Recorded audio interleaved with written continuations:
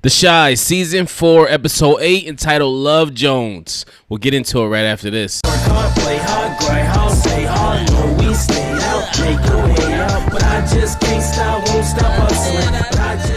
Episode 8, titled Love Jones. It should have been called Simp Jones, because this was an episode about nothing but males being simps.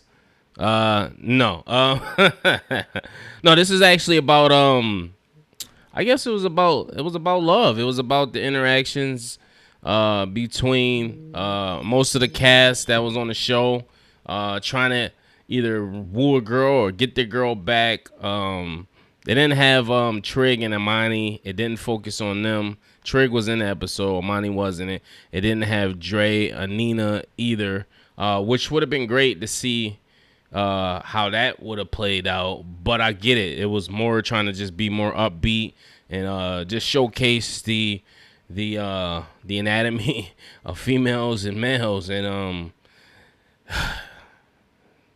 Jake and Papa, y'all got a lot to learn. Emmett still got a lot to learn. First of all, it starts off, Emmett's watching Love Jones. He calls Keisha. He's like, it's on, it's on. And they're watching that movie and, reenacting it. And then Tiff wind up calling Emmett. And she's out with Dante. And, this dude is so disrespectful. He in the background talking. Listen, normally when you side dude, you know your position. Just keep quiet. Let her do the talking. But no, he was antagonizing Emmett. Just making a fool of him, man. And Emmett went for that, man. And I thought Emmett was about to pop off. I thought Emmett was going to pop up wherever they was. And it was going to get crazy. But he chilled back. She comes back the next morning. He actually made breakfast for her. I'm like, what the hell kind of mind fuck shit you got going on? But I seen what he was trying to do. He's trying to let her know, like, even though she go do that, this is where her home is. You know what I'm saying? So he trying to make it convenient for her and making her breakfast. And hey, listen, he a better man than I am, because ain't no way. I know my wife got slutted out all night, come home with nut all inside her. I'm not. Won't be me. Kudos to you, Emmett. Nah, wouldn't be me. He like, yeah, go freshen up, get washed up, come eat your breakfast. And I know how you like your I know you like the butter on your toast. And I know you like your coffee to look like me. And take a sip. I'm like, what the fuck is this simp? I'm like, what's going on here, man? Oh man. Papa is trying to get his girl back, Maisha back. And he goes over and visit her. I guess he sees she got some comments. He's like comment creeping, like, dude, stay off her page, man. But he's seeing she got negative comments, and he just, you know how he is. Oh, my queen, and she acts tough, but I know. So he goes over and talks to her, and she pretty much curves him. He goes to see how she's doing, check on her well-being, and he tell her he miss her, and she curves him. Kevin asks Keisha, who Kevin was doing this the whole episode. Excuse me. He's asked Keisha, yo, if you had to choose between me and Jake, what would you choose? I remember I used to do this when I was younger. Me and my friends, we'd go around asking girls, who you think look better? Who you think? So that was hilarious to see that. That's some young boy shit. And Keisha like, man, I'm not answering that. Like, what's wrong with you? He's like, oh, because you would choose Jake, wouldn't you? And that was just hilarious. Then he did it again with Maisha. After Papa sends Jake to talk, or Kevin to talk to Maisha, he winds up asking her the same thing. And I guess he decides to plan his party for her to show her that she's appreciated or whatnot. And he sends Kevin over and they have a conversation. And I had to be reminded, I forgot Maisha and Kevin even talked in a couple of seasons ago. She's like, yo, I know when you lying because I used to talk to you. And I'm like, dude, y'all only talk for like a second. But he wind up kicking it with her, and she giving us some game. I like Maisha, man. She be keeping it a buck. She keep it all the way real. And he asked, yo, who you think will win in the fight? She like, what? Get the fuck, like, get out of here, dude. Like, what's wrong with you? The nerd guy at Keisha's job is pursuing her once again. She's dubbing him, and then she finally agrees, and he's just like, I want to get to know you, and blah, blah, blah, and dude, she's collateral damage. Listen, I'm not trying to be insensitive. I know she went through something traumatic, but I'm not gonna say she collateral damage or damaged goods, but I wouldn't have the patience to deal with nothing like that. Coming off a traumatic experience, she gonna forever be tarnished. You know what I'm saying? Like, who knows how long before he get them sweet watery guts? Cause the way she going, it don't seem like it's happening no time soon. But kudos to him, I guess, for being patient. But he is a simp as well. He's a beta male simp. Good guy though. A little nerdy dude. Cool dude. Looks like what's the basketball player? That used to play with Kevin Durant. Russell Westbrook. That's what he looked like to me. But Emmett and Kevin and Papa wind up meeting up at Emmett's restaurant. And before this, he talking to Trig. Trig winds up coming. I didn't even know if they knew each other. And he's asking Trig for advice. And Trig give him some solid advice. He like, yo, you got home court advantage. And like, Emmett like, yo, he got more money than me, blah, blah, blah. She like nice shit. And Trig like, yo, you got home court advantage. You already got an advantage over him. Like, you don't need to be competing with that. He's like, you gonna lose every time. That was some solid advice. Like, if you think you compete or trying to compete with what he do, you gonna lose every time. You gotta be yourself. You gotta focus on your strong points and what solidifies you and what got you to, for her to be your wife. You know what I'm saying? Y'all got history, so all you gotta do is just keep it new, keep it fresh, and that's what he did. But before that, he sits down with Papa, and I'm like, yo, why is he trying to get advice from this little ass kids?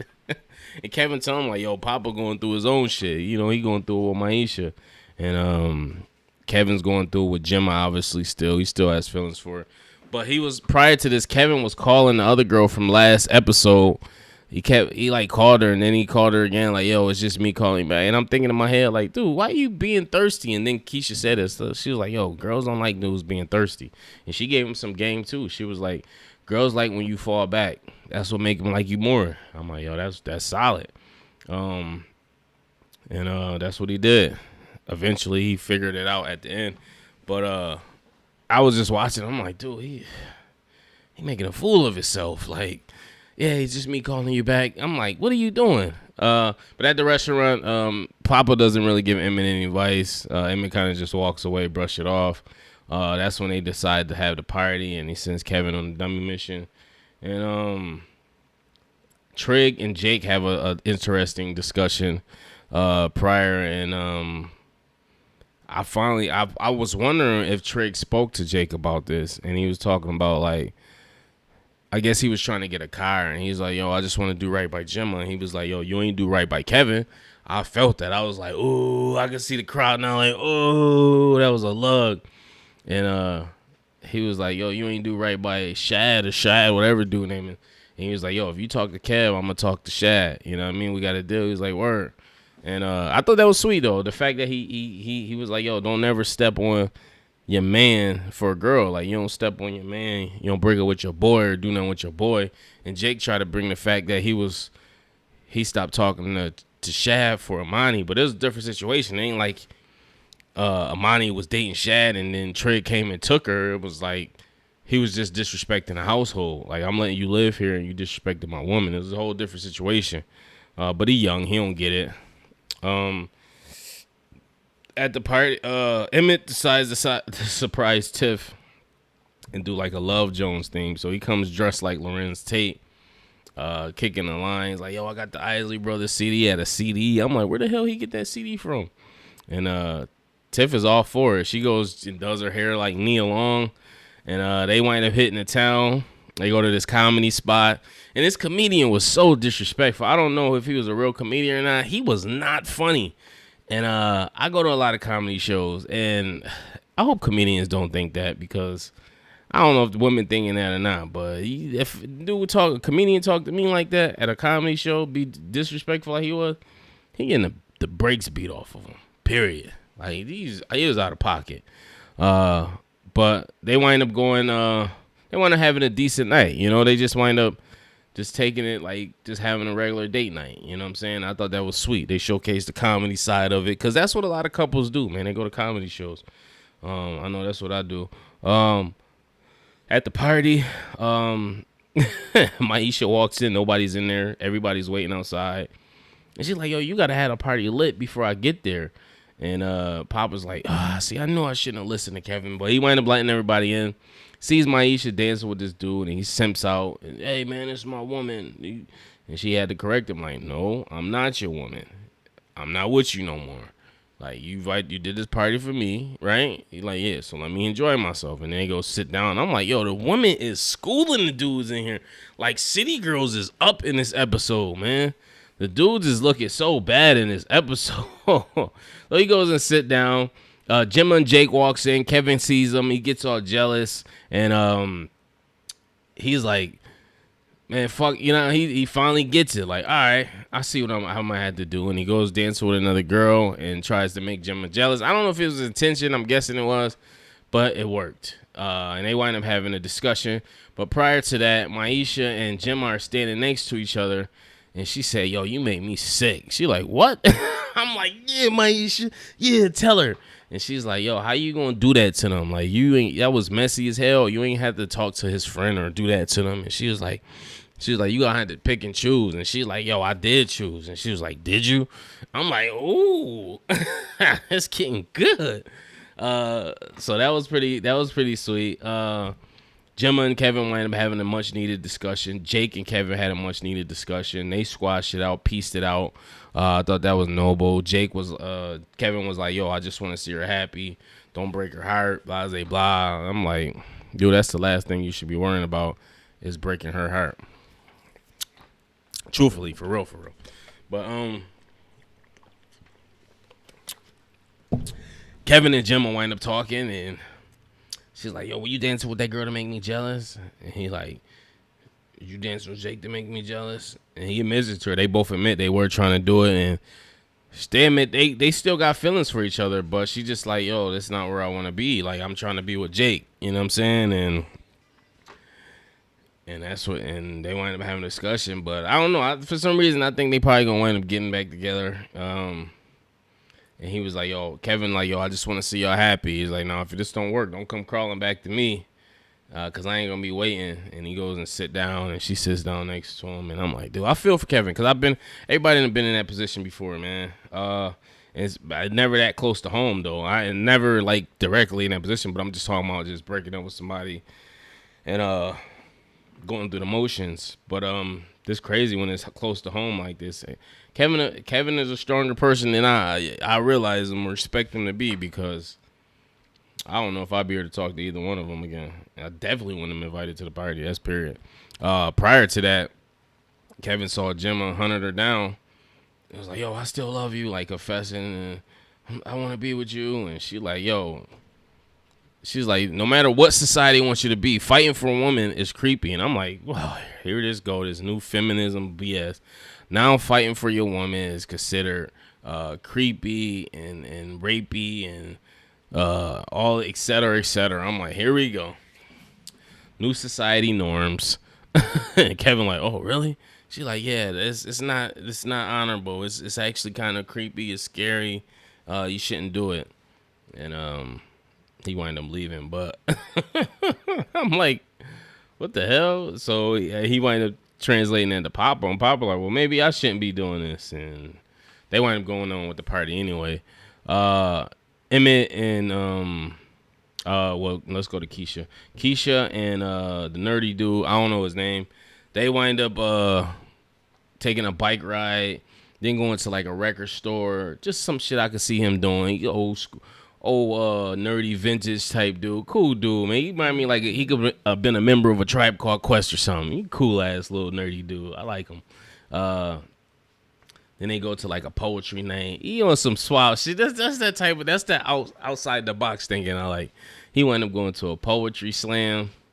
And she comes with her little anxiety attack. She runs outside. She can't breathe.